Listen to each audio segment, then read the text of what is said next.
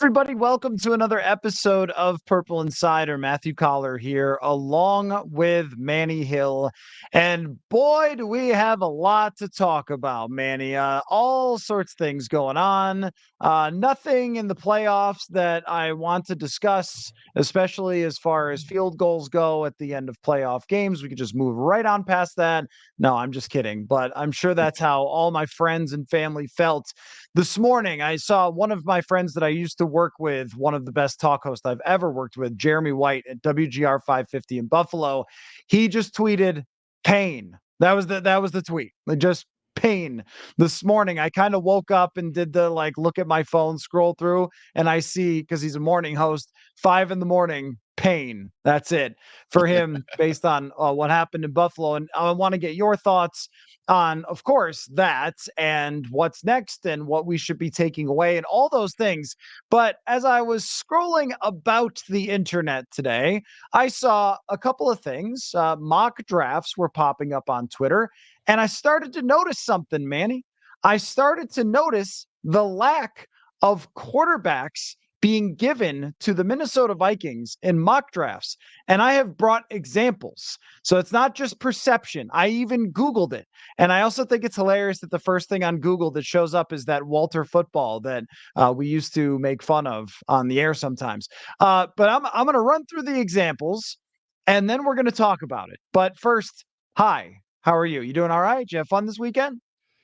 Yeah, I had a great weekend. It was a lot of fun just watching football and just some really great games over the weekend. I know the Ravens and Texans got a little out of hand in the fourth quarter, but really it was four games that were really compelling, and we saw some really good football across the board. So I'm happy. It was a great weekend, and I'm looking forward to this Sunday.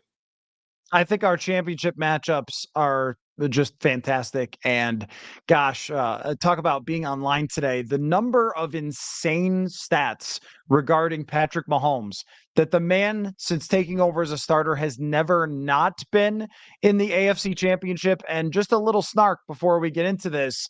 The Kansas City Chiefs did not need to draft a quarterback the year that they drafted maybe the greatest human being to ever play this position. Maybe.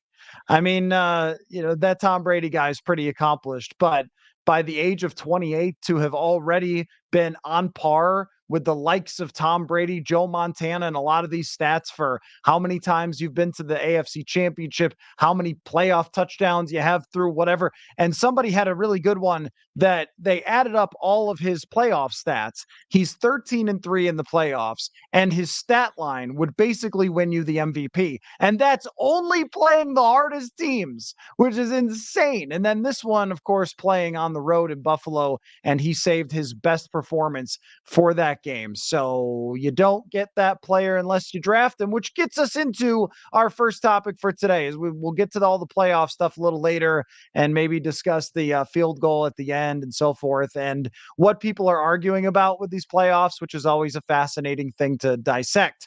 But here are the 5 random sampling mock drafts that I pulled. And let me apologize in advance. I have not started draft prep yet. So if I pronounce someone's name wrong, I apologize. I will get that right eventually. But we've been in playoff mode, been in future of the Vikings mode. And so I'm just going to say I'm sorry. And feel free, comment section, to correct me on a pronunciation if I don't have it right. Although one guy, his name is pronounced exactly the same as a current Viking player. So I won't struggle with that one. But let's begin with Bucky Brooks, NFL.com. He has Jared Verse, an edge rusher from Florida State, going to the Minnesota Vikings. Can't fault Mr. Brooks there. Edge rusher is a pretty big need. I'm just going to run through these and then you can give your reaction to this, Manny. Another one I pulled up, CBS Sports, Josh Edwards does a great job over there. And this is the one I'm not 100% sure of the pronunciation, but I think it's Latu Latu, the edge rusher from UCLA. I'm going to work on that because that's a guy who keeps getting mocked to the Vikings all the time. I have seen this guy play, though. Pac-12 after dark, a beast. Another edge rusher, totally needed. Alabama's top corner, Believe Network's Joe DeLeon, who was on the show, a former long snapper in college, actually. He does a great job with his coverage. He has Kool-Aid McKinstry from Alabama as a guy going to the Vikings. Shutdown corner. The last guy with a name like this was Sauce Gardner. It obviously has a 100% hit rate. So that's a good pick. Can't deny that one. Daniel Jeremiah, very, very credible, former scout, NFL Network. Byron Murphy. Yes, his name is Byron Murphy, defensive tackle from Texas.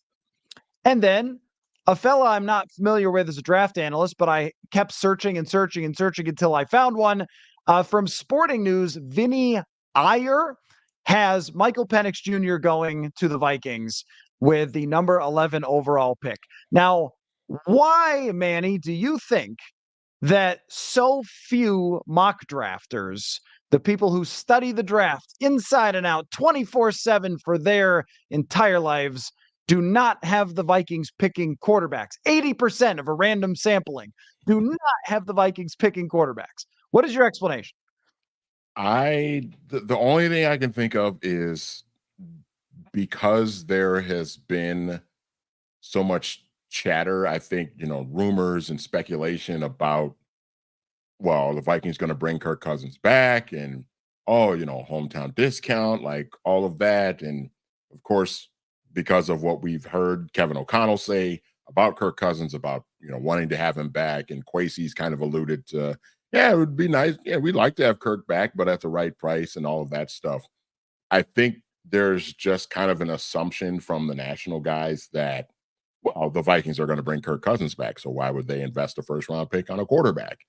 But like, as you and I have talked several times over the last few weeks, it just, when you look at where the Vikings are at right now, it is kind of surprising that there are not more mock drafts having the Vikings taking a quarterback. I mean, one of them I'm looking at, I think this is Daniel Jeremiah's mock draft. 3 picks after the Vikings. So the Vikings are obviously picking 11th. The New Orleans Saints are picking 14th, and Daniel Jeremiah has the Saints taking Bo Nix. And this is, the Saints just gave Derek Carr all this money, and they had Jameis Winston, although I think Jameis will probably end up being gone. But like, the Saints are in a situation where they already have a quarterback in place on a long-term contract, and he's got them taking Bo Nix with the 14th pick, 3 picks after the Vikings. And so that's why all of this is just kind of, it's a little strange to me too, because I mean, Kirk Cousins is set to be a free agent unless they sign him to an extension before, was it March 13th or something like that, when the new league year starts. He's going to be a free agent, an unrestricted free agent. So essentially the Vikings will not really have a starting quarterback on the roster when the new league year starts if they don't sign Kirk to an extension. So you would think, with that in mind, you would think a few more of these guys would have the Vikings. Oh yeah, well, Vikings taking Bo Nix at 11 or taking Michael Penix at 11. But we're not seeing a lot of it. It's really weird. And if we get to that moment where it hits free agency and there is the legal tampering period for legal tampering, it's always a fun time when even during the legal tampering period, people get contracts done in about 5 minutes. It's really weird. As soon as it starts, they start coming out. So there was no tampering before the legal tampering. I just want to make that clear. But once that goes by, March, whatever you said, 13th, then it becomes the new league year and the 28 million dead cap kicks in for Kirk Cousins, which means it's pretty much over unless they were to kick a bunch of money down the road and give him an extremely small cap hit for this year, which doesn't make any sense at all. So you're either getting it done by then or not.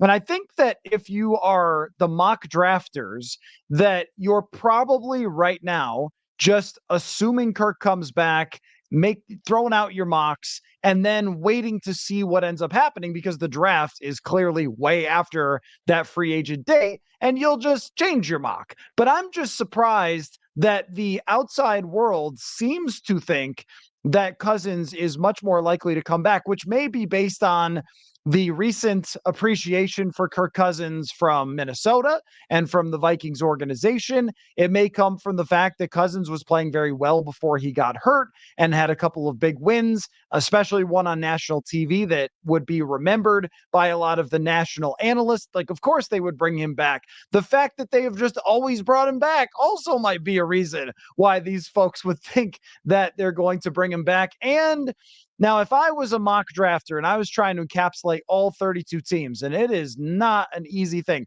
When I used to write ESPN stuff on the hockey side, I would have to write about all the teams sometimes and their trade deadline, everything else. And it would take a lot of work to analyze everybody's roster, read all the local beat reporters and everything else. But if you just pull up the Vikings overthecap.com page, you could pretty easily figure out that edge rusher is the thing. You know that Danielle Hunter is set to hit free agency, and also they have no one else on the other edge. You know that they lost Darius Smith last year and that they brought Davenport in. That didn't work. So it's the most convenient thing. And it also seems to me that there's quite a few good edge rushers in the early part of this draft from looking at the mock draft database. So you add all those things together. They give all the quarterbacks and receivers to the top teams. Who's left? What do they need? Plug in an edge rusher there. And it does make a ton of sense. And if they bring back Kirk Cousins, then that's it. I'm just surprised that these folks wouldn't look at the Vikings' current roster and situation, compare it to the NFC North, compare it to the contenders in the NFC, and go, why are they doing this? Shouldn't they be drafting a quarterback? And even if they were bringing back Kirk, shouldn't they be drafting a quarterback? You mentioned New Orleans. They're going to be in panic mode to save their jobs. They're not drafting a quarterback. And Right. that's the other part of it, too. Now, if mockers had thought that these guys weren't first round picks, Penix, McCarthy, and Nix, then I would totally understand. All right, well, we're out of quarterbacks, folks, and try again next year. But actually, they have Bo Nix a lot of times as the next quarterback there. I mentioned the one with Penix, but it seems that there's more Bo Nix buzz as being that fourth quarterback who goes a little bit later from everybody else. So they think he's in the range. They just don't think he's going to the Vikings. Yeah, it's just really strange. I I just don't know how, you can look at some of these situations. Well, I'm looking at Bucky's mock draft. He's got Bo Nix going all the way to the Rams at 19.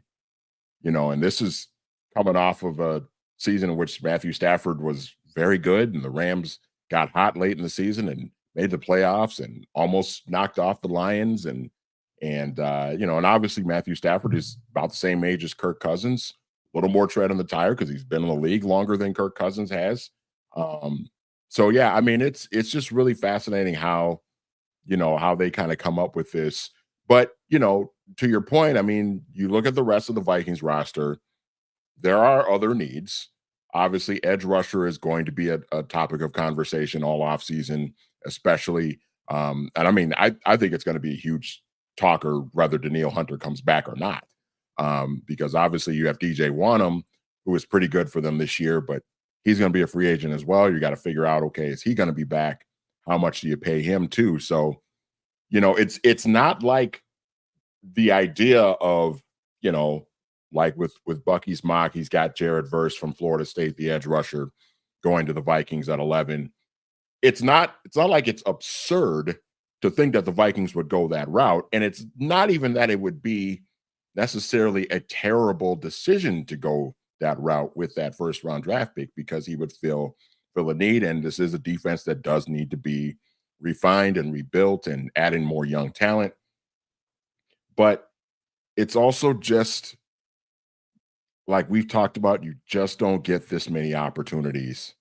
It just doesn't happen every year. And there's going to be some people that are going to say, well, maybe if you just hold off another year and you wait till, I was watching you on live last night after the games were done. And, there's talk like, well, maybe they wait another year before they're going in with a quarterback and wait till Shedeur Sanders comes out. Well, depending on the kind of year Shedeur Sanders has in 2024, he might be the first quarterback that goes off the board. And if the Vikings go 7-10 again, or 8-9 or something like that, because they brought Kirk Cousins back, they're just going to be in the same situation that they're in now. So, and we don't even know what the talent depth of quarterback is going to be like for the 2025 draft. I mean, it might be Shedeur Sanders, and then the next guy might be a huge drop off. I couldn't even tell you who the next guy would be.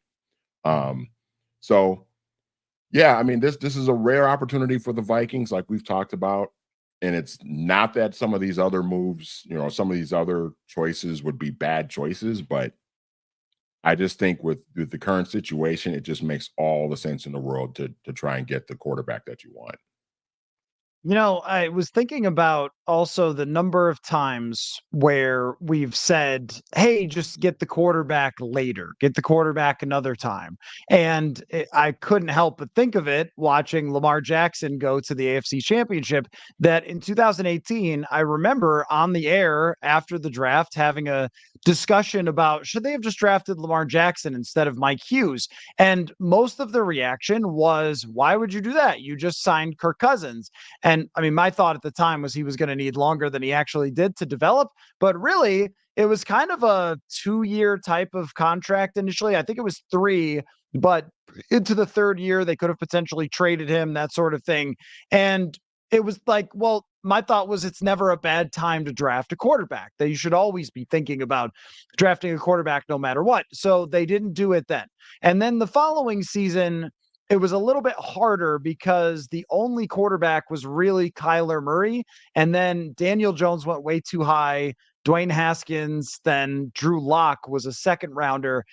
That was not a great year to draft a quarterback. So that wouldn't have made a whole lot of sense for those guys. The 2020 draft, though, was absolutely absurd, where you had Joe Burrow, Tua, Justin Herbert, Jordan Love, and Jalen Hurts. And once again, it was, well, we've got to fill positions. We've got to fill a cornerback. We can't draft a quarterback.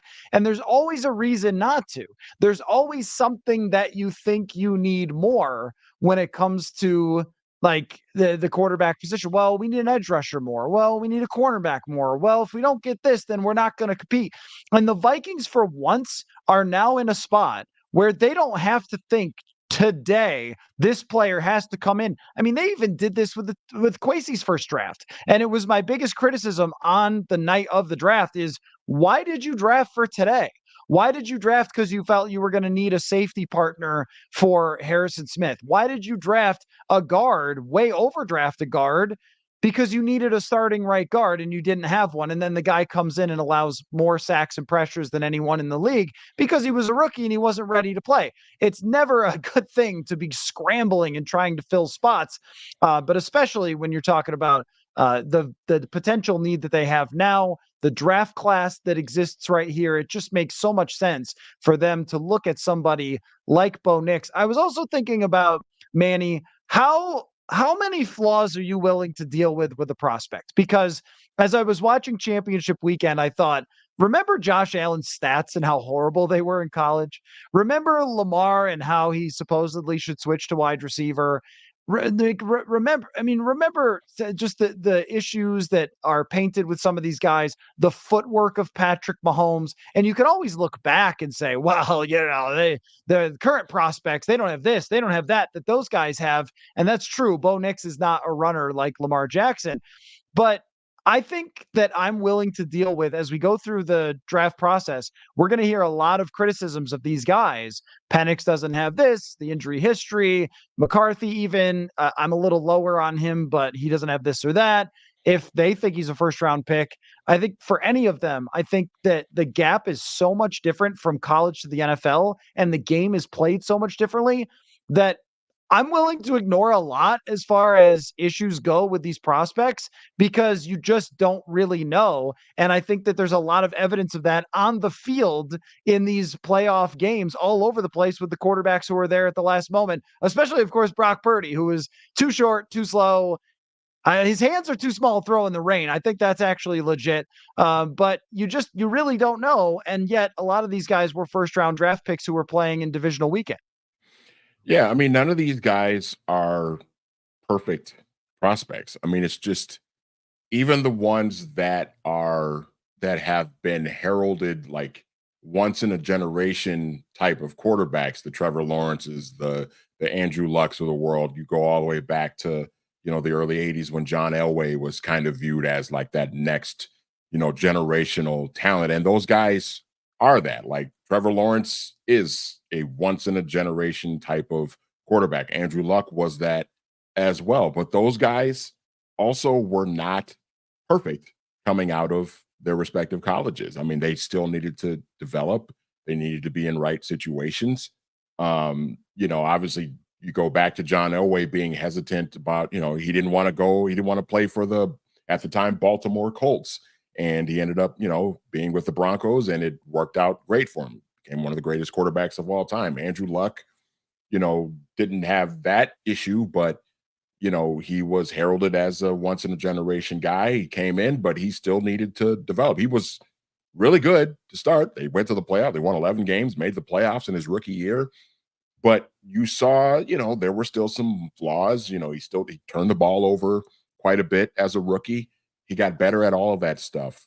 So all of these guys are going to come through, and they're going to have issues. To your question about what you're willing to deal with, for me, it's I'm willing to accept the flaws of almost any of these guys as long as the Vikings are willing to be patient with it and develop it. To me, I look at Kevin O'Connell as an offensive mind, as a guy who played the position himself, um, has coached some of the better quarterbacks in the NFL, including Kirk Cousins, including Matthew Stafford. I want to trust his ability to develop a quarterback. I want to see him have that opportunity to do that, to find a guy, identify a guy, mold him, develop him into his system, and see what happens. And you know what? One way or the other, like if it works out great, he turns out to be good, everybody's going to be happy. Vikings fans will be happy. The Vikings themselves will be happy, and it'll be a lot of fun. If you pick a guy and it doesn't work out, then there's a pretty good chance that Kevin O'Connell will be out of a job, and Kwesi might be out of a job, and they'll be moving on to the next guy, and you just try it again. I mean, that's just ultimately what it comes down to. So, it's hard to predict these things. I think you just have to do it, regardless of whatever flaws that Bo Nix might have, or Michael Penix, or anything like that. Just take a guy, see if you can develop him. It'll give you the flexibility to build a roster around him. You've already got some really good pieces that will, in theory, allow that young quarterback to have success early on. Just take a guy and see what happens. Just give yourself, this is a rare opportunity. Take it. I was thinking about just now, Manny, about why they don't put us on the national TV talking head shows, which is because that was way too reasonable. What you just said. What we're supposed to do is say, I would never take Bo Nix because I don't like the way he blinks during his cadence. And that correlates to the lack of success. And I believe in this to the ends of the earth. And even if he wins a Super Bowl, I'm still going to yell that he wasn't that great. Like that's, I think, how you're supposed to do draft season. But what you just said makes a lot of sense. It's how much does Kevin O'Connell think that he can work with a given prospect? And then you just have to roll the dice and give it a shot, because there is, and there's no better proof than people like Lamar Jackson and Patrick Mahomes and Josh Allen. There is no perfect, if player does X, then Y. If he's got this, then he'll become that. I mean, you have Jared Goff, who has an absolute cannon and is a great processor, but cannot move at all going to the NFC Championship. You've got an undersized quarterback who was a 7th-round pick going to the NFC Championship. But even if the NFL had drafted him in the 1st round, there still would have been, well, is his arm big enough? Is he athletic enough? And so forth. Josh Allen was inaccurate. Patrick Mahomes just ran around and played in a backyard offense. And Lamar Jackson supposedly couldn't throw the football and had a completion percentage of 50-something%. And part of that took 2 seconds to look at the stats for how many drops he had from the receivers, but that's beyond the point. But there's always criticisms. And so if it's Nix, if it's Penix, if it's McCarthy, it really comes down to what they think. But I would say if you're the mock drafters, you should even be changing your mind based on what we've seen in the playoffs. And I'm going to get to some of your comments in just a second. But even what you've seen in the playoffs, the Lions are in the NFC Championship. Jordan Love is on the cusp and is almost there playing them, and it would have been a Vikings nightmare. I mean, he is one drive away from potentially playing against the Detroit Lions in the NFC Championship. And how do you not, as an outside analyst, even doing your mock drafts, think, wait, are they really going to bring back Kirk? Wait, are they really going to do that against these teams in these situations? Because that's all that I've been thinking about through this thing. JP says they do it because they've seen us over and over settle for mediocrity, and now Kirk's becoming a good media guy. I mean, I think that there is truth to that, Manny, that I the most relevant the Vikings are in the national conversation was when Eric Wilson jumped on that fumble. And and it was like, hey, Eric Wilson, he could have gone down in Packer lore if they won that game. I think at the moment they are so far out of the conversation that plays a role in it too. The expectation is that they're just going to be kind of there. And that like, is this team really going to do something to play to win? Probably not. They'll probably just bring back Kirk and sort of carrying on. And who would ever disagree with those people for thinking that? Like how we couldn't even criticize all those mock drafters. If you asked Bucky Brooks privately, you said, why'd you do that? And he was just like, I don't know. They'll just keep going with Kirk. You'd be like, that's a very fair explanation, actually, because that's exactly what they've done. Now, what about Bob says they're not mocking us a QB because of the drop off after the big three? They would have to incorporate a trade up for us. See, I think that when you looked deeper into those mocks and saw Bo Nix right in that same ballpark, that kind of dispels that, because I had that same thought too. I thought, oh man, do they not think that any of these guys are first rounders? But it seems that they actually do. They just don't think the Vikings are going to do it. But let's get an update, Manny, on your percentage. After watching this in the playoffs and assuming that the Vikings are watching this as well, do you think that it's more likely now that they go to the draft than you would have thought even when the playoffs started? I actually do think it's more likely they go to the draft. I mean, how can you watch everything that we've seen in these first 2 rounds and not think, well, we gotta draft our quarterback. We gotta draft our guy and really build this roster, because look at what these other teams have done. The 4 teams that are left, I mean, Detroit traded for Jared Goff, but the way they have built their roster over the last 3 or 4 years, I mean, it's exactly what you want to do. And even if you're the Vikings, you can't look at what the Lions have done over the last couple of years and just think that you're right there on par with them. I just don't, when you look at how the Kirk Cousins era has gone in these last 6 years.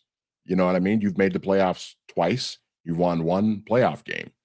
And we all know that it's not entirely Kirk's fault, but the situation that you've put yourself in by, you signed him in 2018, and I understand this was a previous head coach, previous regime, all of that.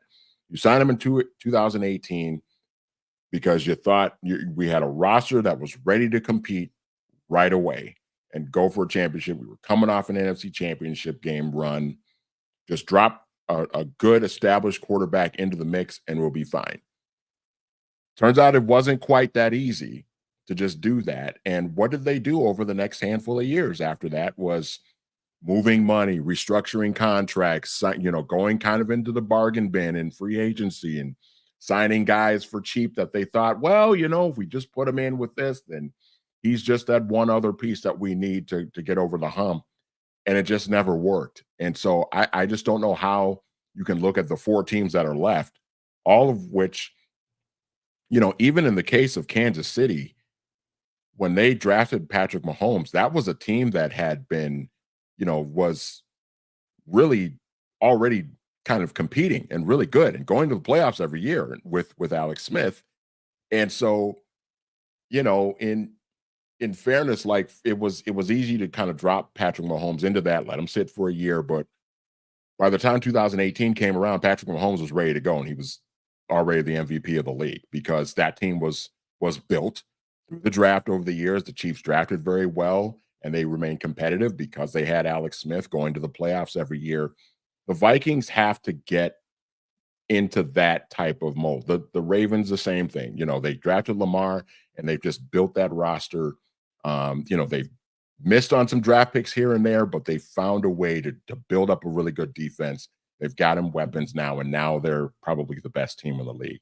San Francisco, we've seen what they've done building through the draft, and now they've got a young, cheap quarterback on a rookie scale contract, like a rookie scale contract, because he was a 7th-round pick. This is just the way to do it. So I have to think the Vikings are looking at these 4 teams and thinking, how do we be like them? Can we be like them if we bring back a 36-year-old Kirk Cousins?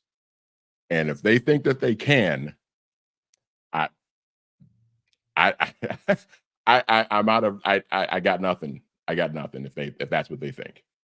There is even a Vikings history example of this. It's a little bit different, but when they drafted Dante Culpepper, everybody wanted an edge rusher. They wanted Javon Curse, Yep. and instead they drafted Culpepper. And there was a lot of discussion then of, well, wait a minute, you've got Randall Cunningham. He's coming off of this great year. But the problem with older quarterbacks is you never know when they're going to fall off the edge of the earth. And even Kirk Cousins right now, by playing as well as he did last year, was kind of an outlier.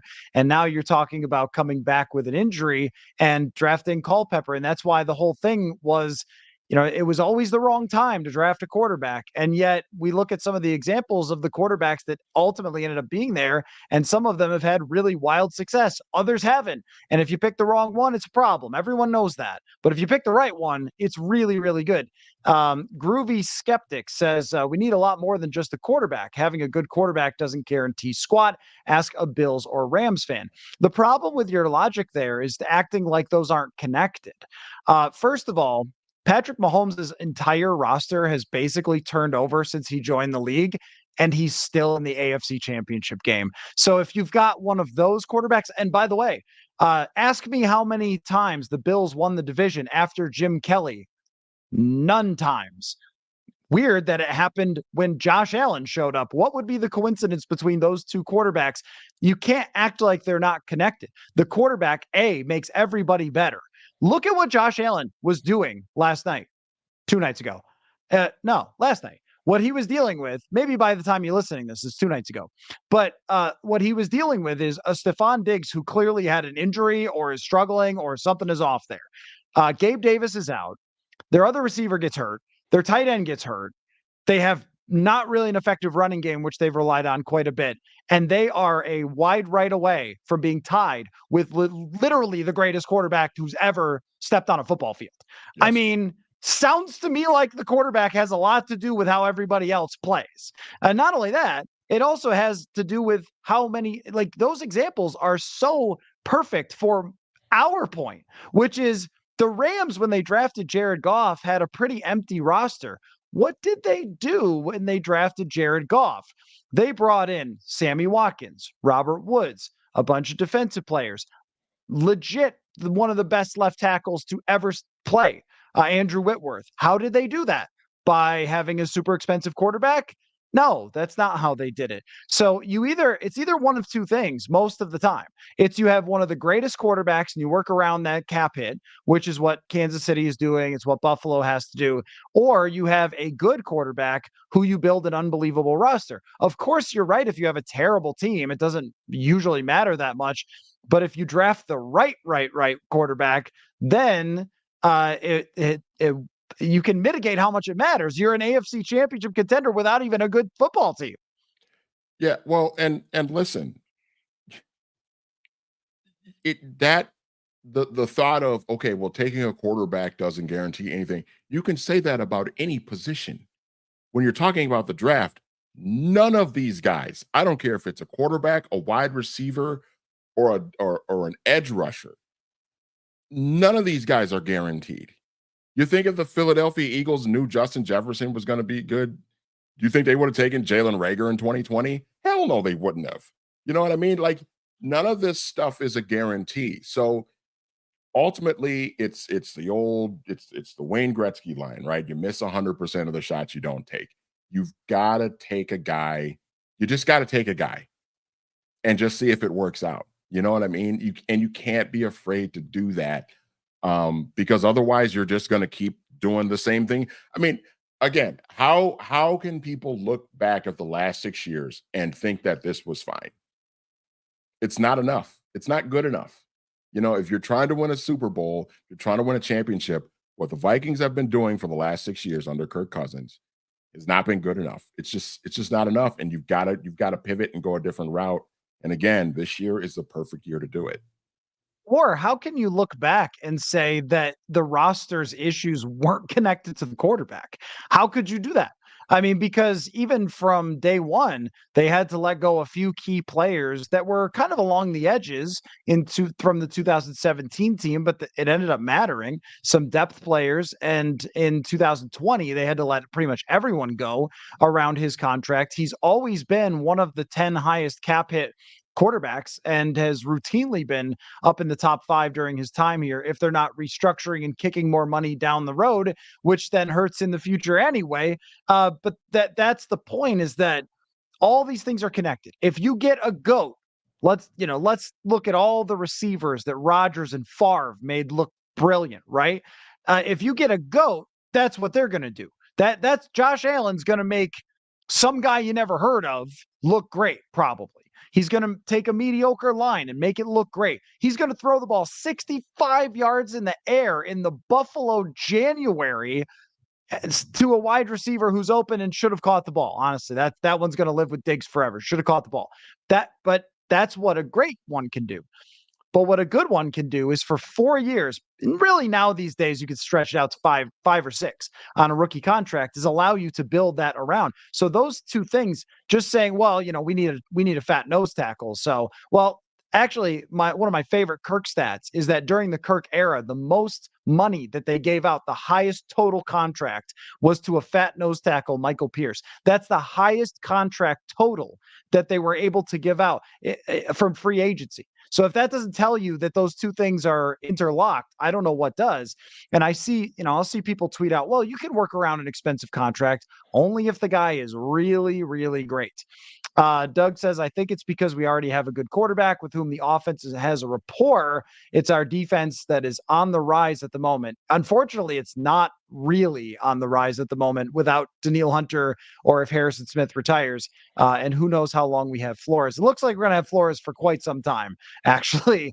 Being completely ignored in this round of head coaching interviews, I think, is a pretty clear message. Brian Flores is a coordinator from here out, which does benefit the Vikings, but it's really not a defense on the rise. It's a defense that's completely empty at this moment. And that's why is that the mockers believe that Kirk is coming back because they had a good enough offense, and that they're going to try to just rebuild the defense through the draft.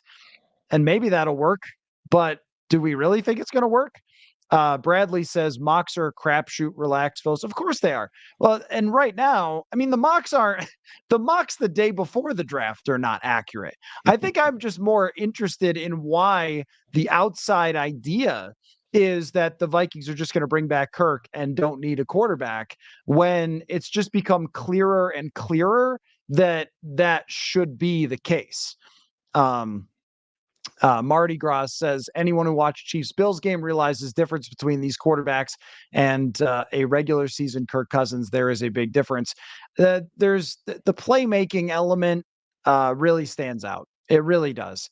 And on the other side, you have, well, I think Brock Purdy is a decent playmaker, but you have a statue quarterback, and then you kind of have to get into the nuances of why Jared Goff has been more successful than Kirk Cousins, which I think starts pretty much with arm strength. And when you're looking at the draft, this is why I actually like all the guys who they could potentially pick, because it always starts with the physical tools that they have. Bo Nix is a big dude who has been pegged as a potential first-round draft pick by draft analyst types for many years because of his arm and because of his athleticism.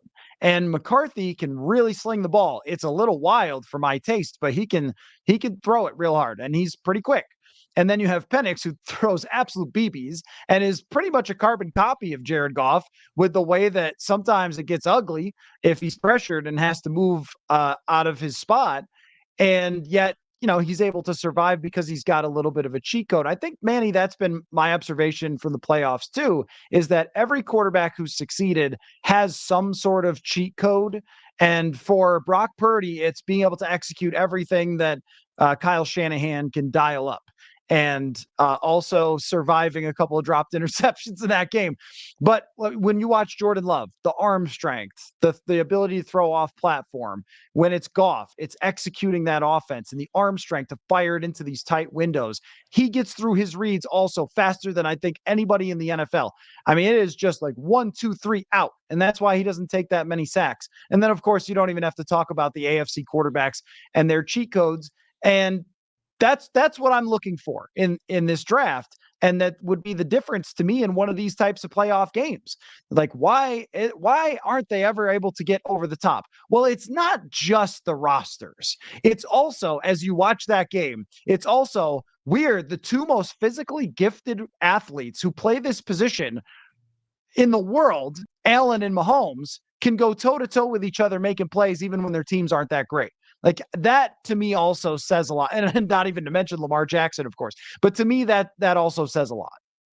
Well, and I'll even go a step further. Look at what Baker Mayfield was able to do. I mean, the Buccaneers got beat by the Lions, but the Buccaneers were right there. They had the ball in their hands driving to try and tie the game up. Now, Baker threw an interception that, ended up sealing the game for the Lions, but it was a great play by the linebacker who stepped in and made the play. But look at how Baker hung in there and made some big time throws to keep the Buccaneers in that game.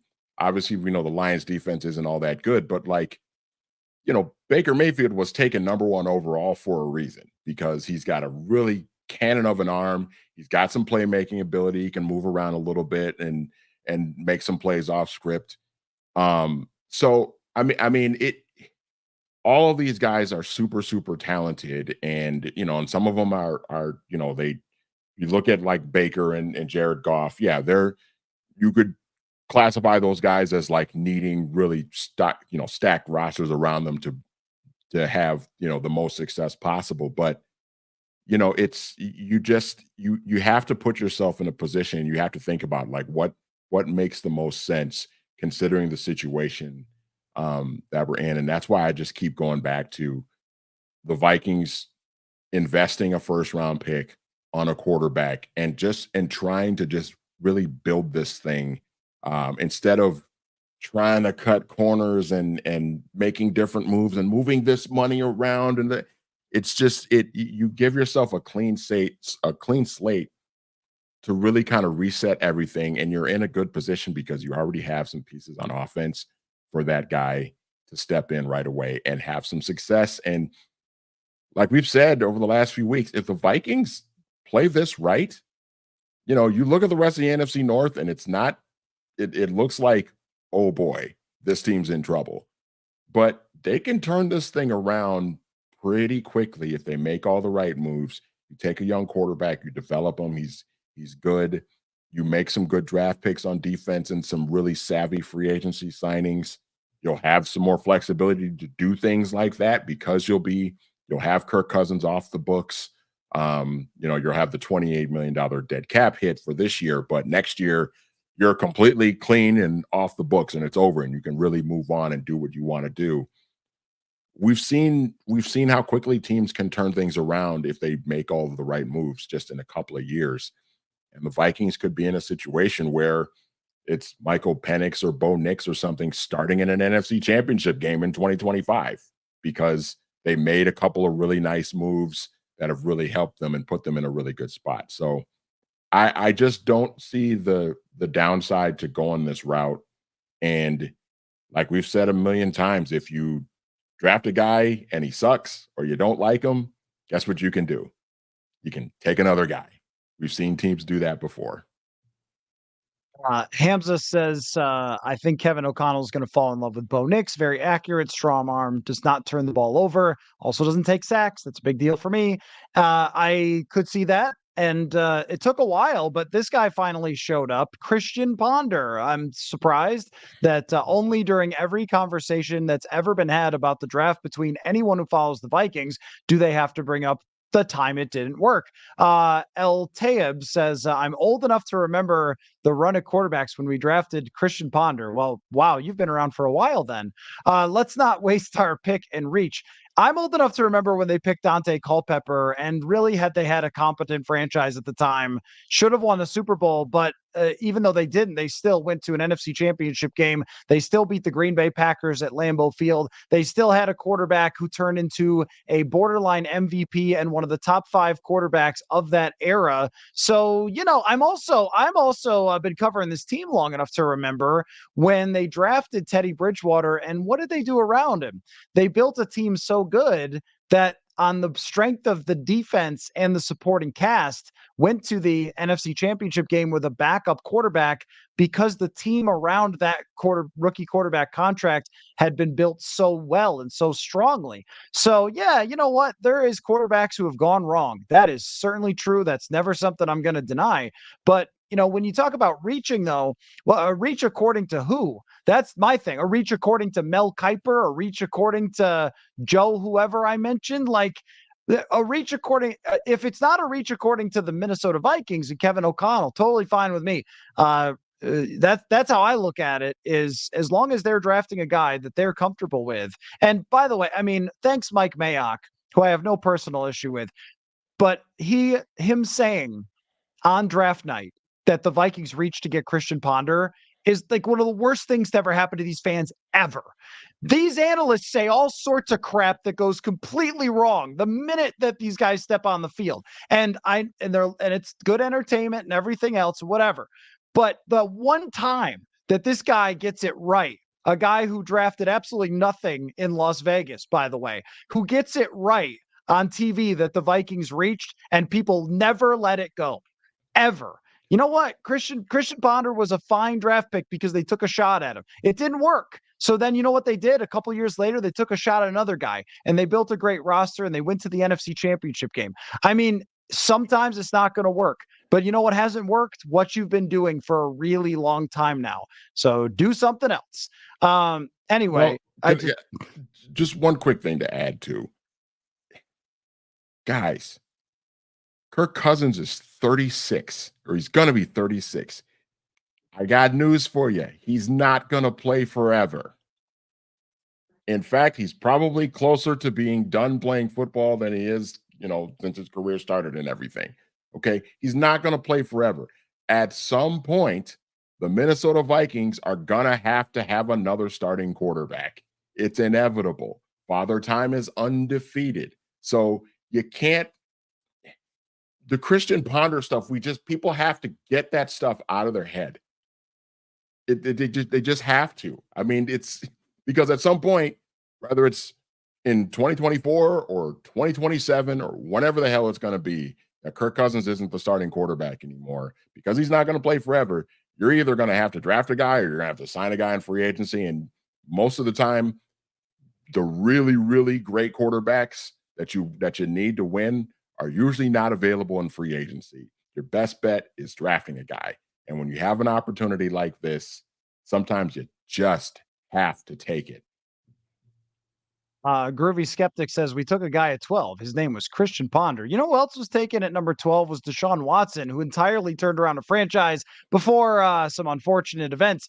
But just before him, only 2 picks before him, and only 1 pick before the Vikings' current pick was Patrick Mahomes at number 10. So now here's another one. The bingo board of bleep people say every single time we talk is no faith in Kwesi. Okay, well, that's great. Do you have faith in the San Francisco 49ers? Because they traded up for a quarterback. It didn't work, and they're in the NFC Championship game because they were able to build an amazing roster around a very cheap quarterback. Also, if we go through the history of drafting, the New England Patriots drafted Tom Brady. They also drafted Michael Bishop. How about the Green Bay Packers? Oh, they're geniuses, Manny. They're brilliant. They drafted Brian Brom because they weren't sure about Aaron Rodgers because they're so genius, and they just have this magic about them that they're no, the magic is they freaking pick them. That's the magic. It's not you know how all magic tricks are just some BS that you're like, oh, I didn't realize that's how they shove the card up your ass. The reason is they just pick them. That's why. That's the genius. If you don't pick them, they never work. They work for somebody else. That's the brilliance. Go back and look. By the way, all you people who just love they drafted this guy, they drafted that guy. Go back and look at the draft grades for Jalen Hurts. Go back and look at the draft grades for even Russell Wilson. Go back and look at what people said about Lamar Jackson being picked. Go back and look at what they said about Josh Allen and his accuracy. Everywhere, anywhere, people hated these picks. They thought these guys stunk and they were all planting their flags. This quarterback's got too much wrong with him. He's going to be butt cheeks. And you know what? Some of them were, but some of them play in the championship weekend games. That's the thing. So take a shot at it. See if you can get that guy.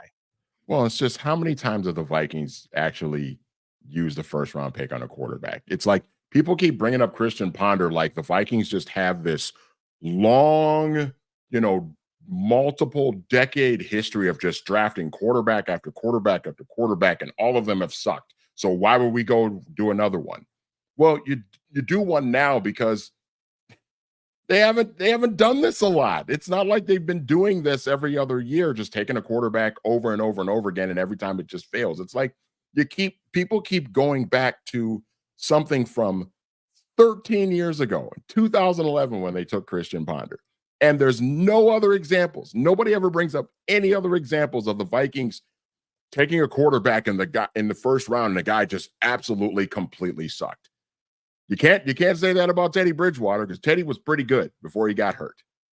So I don't know where this stuff comes from. I really don't. And I just, like I've said before, I think just the Ponder thing has this fan base just scarred, absolutely scarred. But at some point, you just have to realize how long ago that was. And you have the organization is so different now. You got the same ownership group. I understand that, but you have a completely different front office now, completely different coaching staff. I mean, Christian Ponder was two head coaches ago. Like, it wasn't even the previous head coach. So I don't know, man. I get that the Ponder experience was scarring, but people have got to get over it and realize that it's not always going to be that when you draft a young quarterback. And this is how I can tell some of you are really struggling. Ponder, Teddy, Mond, and Hall. What does Jaron Hall have to do with anything? A fifth-round draft pick who was never considered ever to be a future quarterback. Kellen Mond is actually a great example, because the Vikings, instead of trying to take a shot that year at drafting a real quarterback prospect, instead tried to just kind of hedge and take one in the third round, and didn't take a risk to really try to go up and get one, and instead wasted everyone's time by picking Kellen Mond. And if you tell me that Teddy Bridgewater was not a success, I mean, I don't know what to say to you. They won a division. The guy was on the rise. The team was headed toward being an NFC championship caliber team, and his leg got hurt. I don't know what to say to you. Like, if you're like, oh, you can't pick a quarterback because he might have the most random and bizarre injury that's ever happened. Well, I guess that's true, and I guess we just never draft. I guess Vikings should just never draft a quarterback again. Ever. I mean, just never draft one. What franchise always hits on quarterbacks? I just told you that the Green Bay Packers, drafted Brian Brown. I just told you that the Green Bay Packers drafted Brian Brown. No franchise ever hits on quarterbacks all the time. I mean, do you think, also, by the way, do you think because they wear a certain color that this franchise is predisposed to not drafting the right quarterback?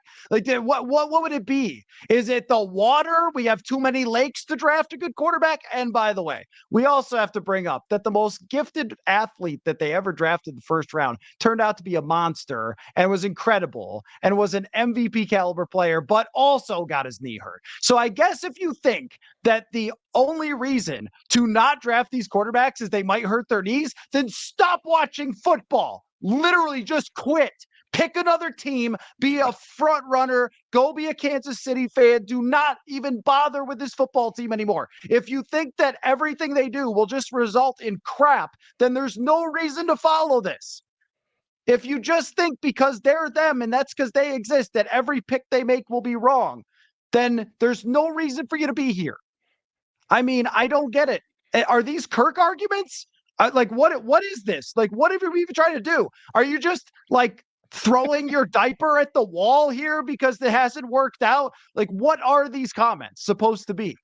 I I think you know just what? I think they should just keep doing the things the way they've been doing it for the last 6 years because it's gotten them, I mean, 2 playoff appearances and 1 playoff win in the last 6 years. Has worked out really well for them, and I think just going 8-9 or 9-8 every year is just gonna be fine. I Because mean, when I everybody go seems to be through okay with that. Everybody seems to be, people seem to be okay with that. So let's just keep doing that. you know what? You should just cheer for the Texans because they always draft good quarterbacks, or at least they have with their last 2, which proves they'll just draft good quarterbacks forever, I guess. No, you know Uh, what? They shouldn't have drafted CJ Stroud because David Carr failed. When they drafted David Carr back in 2002 when they started as an expansion franchise, that completely failed. So what were they thinking taking CJ Stroud? Like, and that's actually a fun game to play, by the way. Is like if you go through, I mean, like I don't even know, like Kansas City. Who did they even draft first round quarterbacks? Like what Kansas City always went and got Elvis Gerback or something, and then they finally do it, and it ends up working out. Hey, you know what? The Cincinnati Bengals should not have drafted Joe Burrow because Akili Smith failed. What a mistake. Let's see who else we got here. Well, I mean, well, the Ravens, I mean, what did the Ravens draft Lamar for? Did you see how terrible Kyle Bowler was? I mean, what the hell were they thinking? great example. It's a great example. I mean, I don't know. Like this subject just always goes in a very bizarre place, I think, for people. And I mean, how about the Buffalo Bills, right? I mean, EJ Manuel, JP Lossman, it happens. So, does Matthew know the history of the Vikings franchise and the heartache for the 5th most winningest franchise and no Super Bowl? Do I know that? I know it. Yes. Yeah, I'm familiar with it. Yeah. I know That's it. My stepdad played 7 years for the franchise and 3 Super Bowls and lost all 3 of them. I know about the heartache. I I still feel mean, the same way. Like, draft a quarterback, damn it. don't you want that to Has end? nothing to do with it. Has nothing to do with this conversation. The franchise history has nothing to do with Do, it. Do you know who was a really pathetic, god awful franchise for a long time? And they didn't draft this guy, so it's a little bit different. But the New Orleans Saints, when we were growing up, Manny, there was no more hilariously bad laughing stock. And this is post Dome Patrol, but in the Mike Ditka era, spending a whole draft for Ricky Williams, they were a massive joke. And then they got their quarterback and then won an ass ton. And then when the quarterback left, they didn't win anymore. So it's like if you get the right guy, you can take whatever heartache you want and throw it in the trash. And that even if you don't get the right guy, the Drew Brees, the Josh Allen, the Patrick Mahomes, there's all sorts of examples everywhere of teams drafting a guy who was good enough to get him to this point. And that's the Brock Purdy San Francisco 49ers example. And one of the things that I know about the 49ers history is that they just kept getting quarterbacks. Even when they drafted one, they drafted another one. And it's like that they didn't even have to draft him. And it worked out. And so, Al says the franchise history has everything to do with it. It literally has nothing to do with it. I mean, At nothing to all. do with who they draft next. Nothing to do with who they draft next and what comes next. You And, very and very quickly, sorry, go ahead. you brought up the 49ers. Uh, do you know who the 49ers drafted? And I love that you brought it up. The 49ers used a first round pick on a quarterback in 1997. Do you remember who it was? Jim Druckenmiller. Yeah. Guess they should have shut it down after that. I guess they Yeah. should have never drafted a quarterback ever again. Hey, and you know what? They did trade for Steve Young when they had Joe Montana. That's a great example of taking a shot at a quarterback, even though it was for a trade. You're right about that. So anyway, I think that we got to work on some of these arguments because they're not very good. They really aren't. A guy from many years ago didn't work out, so let's never do it again. We need a defense, as if that's not connected to an expensive quarterback and the things that you can do. I mean, the franchises had busts. Okay, well, I mean, let's go through the list and find the ones that didn't. I mean, even teams that the Detroit Lions, man, like even like teams that have had busts. And I know they got Jared Goff not through their draft pick, but teams have had busts and they turn it around and they find a way to be right there at the end. And a lot of the times they do it by just picking the right guy, which is why most of the teams, all of them but San Francisco, it was first round draft picks. Now, we have something to get to before the end of the show, because I didn't expect this to turn into what it became, but I guess that's how it goes sometimes. Now, where is this? Oh, maybe it's not in here. Is it in here? I thought it was in here. Oh, I guess I don't have it. Oh, wait, no, I do have it. Okay, I've got it. Manny, the other day I was doing a show with Marcus Whitman from That Franchise Guy, Minnesota guy, great content creator on YouTube. Awesome dude. Go check out his thing. And each Tuesday, he and I do a show together on his page. So go find that. And right at the end of the show, at the very end, we're talking right at the end, we're talking about Buffalo, Kansas City. And he asks me what I think of Buffalo, Kansas City, and like any key factors, any final things that I want to say. And this is from last Tuesday, and I want to play this for That's you. all we got. Matthew, you got anything to say before we get out of here? Watch Buffalo's kicker. Concerned about that. Was the punter, though? Well, the punter is the one who got hurt, but Bass had a kick blocked and then totally shanked one at the end. And I'm a little nervous about that. Like, that shank at the end didn't make any difference, but what was that? Like, I've just, like, what happened? I guess I missed that. But okay, but I mean, it's Buffalo and it's a kicker and there's a connection. So You are brilliant, my friend. You called it. it's not my best call in the shot of all time, but it's up there. It's amazing. I mean, well, I mean, Buffalo, I mean, you came from Buffalo. So, like, if anybody questions about, knowing about franchises that have had heartbreak and all of that, I mean, you can speak to it as much as any Vikings fan could. Yeah, I mean, that's just, with the Bills too, I mean, I think overall the Bills are still in a pretty good spot because they have Josh Allen, and Josh Allen is great. He's amazing. They still have Stephon Diggs, and he's great. And he's amazing.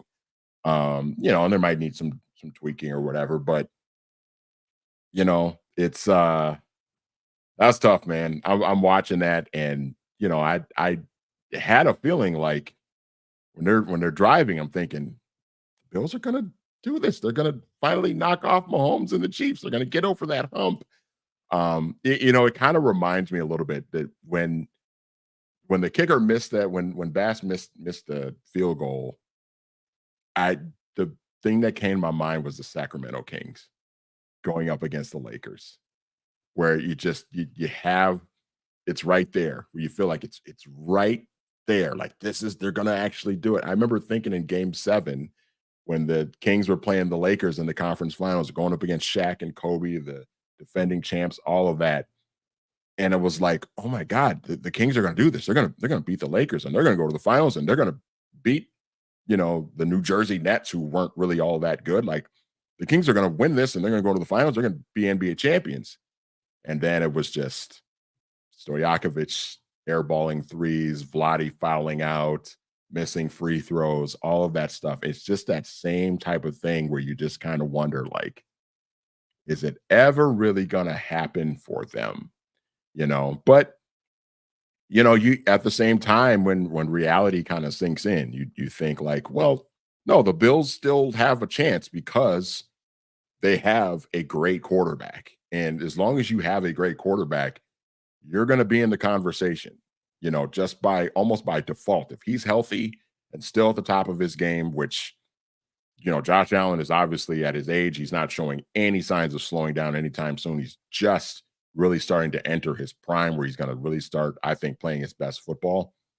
The Bills are going to be in the mix. Now there might be some changes, some roster changes. Some of these players that they've drafted are going to start getting more expensive, and with them paying Josh Allen a lot of money, they're going to have to tweak and be creative that way. But as long as you got him, they're going to be in the mix, and who knows? And that's why, like, I keep to tie this back to the Vikings.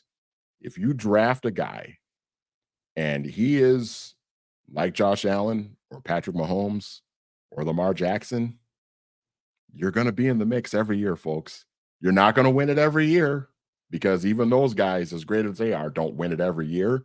but you're always going to be in the conversation. And that's when things get really, really fun. So to me, it's like still, even with the heartbreak that the Bills have had over the last couple of years, they're there every year, man. They're in the conversation every year because of number 17. And you just hope, I hope that the Vikings, take a swing at trying to put themselves in a similar situation. And the Bills, like you've talked about, the Bills took Josh Allen, and they were in a very similar situation that the Vikings are in now, where they were kind of a fringe playoff team. They had a veteran guy in place already that was playing pretty well, but they swung for better. They strived to be better.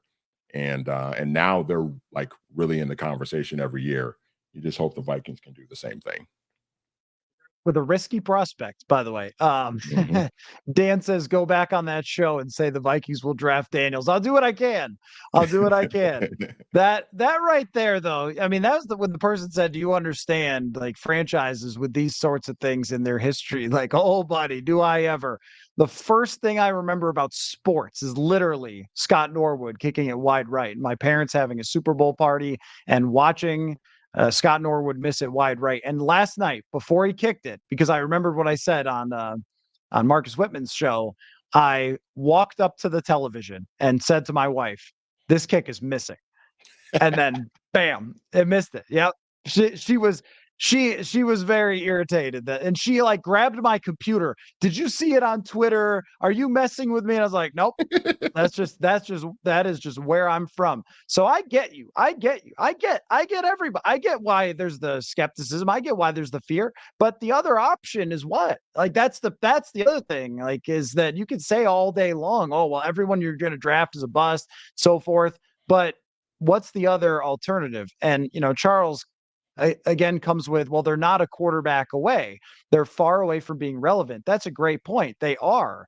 But how do you get to relevant? Do you get to relevant with not a quarterback? Like, I mean, that's where you talk about like the chicken and the egg of getting there. It usually starts with picking the guy and then putting everything around him. And look, how quickly were the Cincinnati Bengals relevant when they hit on the quarterback? They were horrible. They drafted number 1 and it was a year later because they picked the right guy. I mean, it doesn't have to be a long rebuild because that guy gives you so much flexibility. It's kind of like we've been over this, that those two things are not disconnected. Yes, they need edge rushers. Yes, they need a defensive tackle. Yes, they need all these things. And you're right. They're not a quarterback away. They won't just draft quarterback next year and win the Super Bowl. That's right. But what that quarterback gives you is, if the high end of it is he can make up for those shortcomings. And by the way, they don't have to give away Justin Jefferson, Christian Darrisaw, Jordan Addison, TJ Hawkinson either. You can give this quarterback a lot. They are a quarterback away from having a really great offense, and then you put together the best. Bob bringing up Manny, it's worth mentioning that Sacramento got screwed by the refs in those series as well. But yeah, I feel you, man. That is true.